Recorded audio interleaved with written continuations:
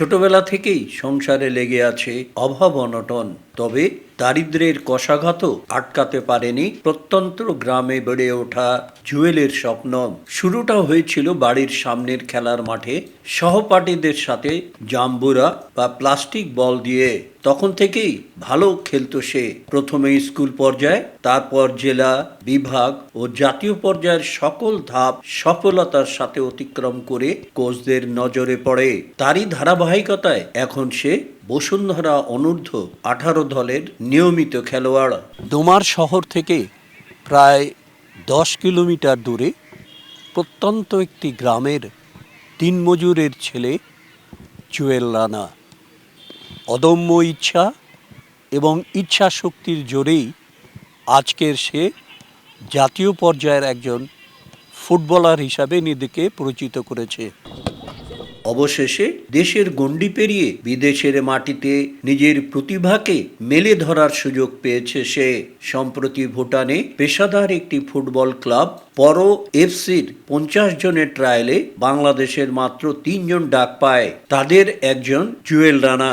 আগামী 2025 সালের নভেম্বরে অনুষ্ঠিত ভুটান প্রিমিয়ার লিগে অংশ নিতে হলে তাকে আগেই যোগ দিতে হবে। পাসপোর্ট, ভিসা, টিকিট, খেলার প্রয়োজনীয় সরঞ্জাম সব মিলিয়ে প্রায় 2 লাখ টাকা প্রয়োজন, যা তার দিনমজুর বাবার পক্ষে কোনোভাবেই জোগাড় করা সম্ভব না। ভুটানে চাষ পাইছে, সে ভুটান যাওয়ার চাষ পাইছে, তো এটা তো মনে করেন যে আমার সাধ্য নাই বলে খরচ করে আমি ভ্যান চালে খাই। ভ্যান চালে খাই মনে করি ওইটা তো আর খরচা দিয়ে আর পাবো না আমি। এখন দেশবাসীর কাছে শোকাকে দয়া করে আমার ছেলেটার পাশে ধন দাঁড়ায়। আমার ছেলের খুব আশা ফুটবল খেলা শিখিবে, অনেক ছোটোবেলা থেকে ফুটবল খেলায়। ওই জম্পুরার, তারপর ওই টাকা নাই যে বল কিনে দিব, জম্পুরা দিয়ে খেলায়। সে এখন অনেক চেষ্টা করেছে, ভুটানে এসে চাষ পাইছে। তা আমার তো কোনো কিছু শক্ত নাই, আমরা গরিব মানুষ।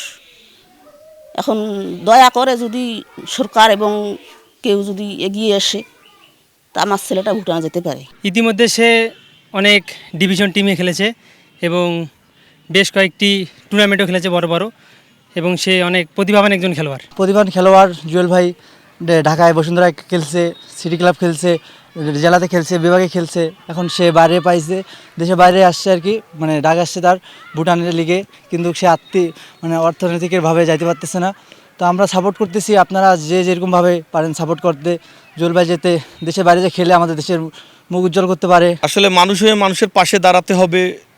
একটা সমস্যায় এত বড় একটা প্রতিভা থেমে যাবে, এটা কোনোভাবে কাম্য নয়। আমরা সবাই সবার পাশে যদি একটু জুয়েল রানার পাশে দাঁড়াই, সবাই একটু সাহায্য করি তাকে, ইনশাআল্লাহ সে তার গন্তব্যে পৌঁছে যাবেন এবং সুনামের সহিত দেশে ফিরে আসবে। জুয়েল রানা বলছেন, তিনি প্রশাসনিক কর্মকর্তা, ক্রীড়া সংস্থা সহ সবার কাছে গিয়েছেন, কিন্তু যে আশ্বাস পেয়েছেন তা প্রয়োজনের তুলনায় কম। বাধ্য হয়ে দেশের সহৃদয় ক্রীড়াপ্রেমীদের কাছে সহযোগিতার আবেদন জানিয়েছেন। সর্বশেষ বসুন্ধরা আন্ডার-18 আছে, ওইখান থেকে পারো এফসির 3 সদস্যের একটা কমিটি আসে বাংলাদেশে। ওখানে আমরা ট্রায়াল দিই। ট্রায়াল দেওয়ার পর আমরা 5 জন টিকি, তার মধ্যে 2 জন বাদ পড়ে যায়, আর আমরা 3 জন, বাংলাদেশ থেকে 3 জন। এইখান থেকে এখন আমি যে যাব ওই দেশে, আমার তো বাবা একজন ভ্যান চালক, আমার পরিবার মানে ওইরকম সচ্ছল না যে আমাকে টাকা দিয়ে পাঠাবে, এরকম কোনো আর্থিক অবস্থা নাই। এখন আমি ডিসি স্যারের কাছে গেছি, ইওনো স্যারের কাছে গেছি, তারা আমাকে আশ্বস্ত করছে, কিন্তু যে পরিমাণ টাকার কথা বলছে, আসলে আমার যাওয়া যত খরচ আছে এটা সামান্য হয়ে যায় আর কি। দেশে তো অনেক সুনামধর্ম ক্রীড়াবিদ, ক্রীড়া সংগঠক আছে, তারা যদি আমার পাশে দাঁড়ায় তাইলে আমি এখানে যাইতে পারবো। একজন তরুণ ফুটবলারের স্বপ্ন যেন আর্থিক সংকটে হারিয়ে না যায়, সেই লক্ষ্যে সকলকে এগিয়ে আসা প্রয়োজন বলে মনে করেন উপজেলা নির্বাহী কর্মকর্তা। তো তার যে আর্থিক অবস্থার খুব একটা ভালো না, সেটা আমি শুনতে পেরেছি। আবেদন করেছে, তো আমাদের জেলা প্রশাসক বরাবর আবেদন করলে আমি কি সেটা সুপারিশ করে স্যারের বরাবর দিব, আর আমার উপজেলা প্রশাসন থেকে যতটুকু সাহায্য করা সম্ভব আমরা সেটি করব। দারিদ্রতাকে জয় করে অদম্য ইচ্ছাশক্তির বলে সে কিন্তু ফুটবলকে কখনোই ত্যাগ করেনি। আজ তাই তার ঠাঁই হয়েছে বসুন্ধরা কিংসে অনূর্ধ্ব 18 দলে। এখান থেকেই তার ডাক পড়েছে ভুটানে একটি লিগে খেলার। ভুটানে যাওয়ার জন্য প্রয়োজন প্রায় 2 লক্ষ টাকা। এই অসহায় পরিবারটির পক্ষে এত টাকা সংগ্রহ করা মোটেই সম্ভব নয়। তাই সে বিভিন্ন জনার কাছে, প্রশাসন, জাতীয় ক্রীড়া সংস্থা, স্থানীয় ক্রীড়া সংস্থা সবার কাছে বিনীত আবেদন করছে তার এই টাকাটি সংগ্রহ করে দেওয়ার জন্য।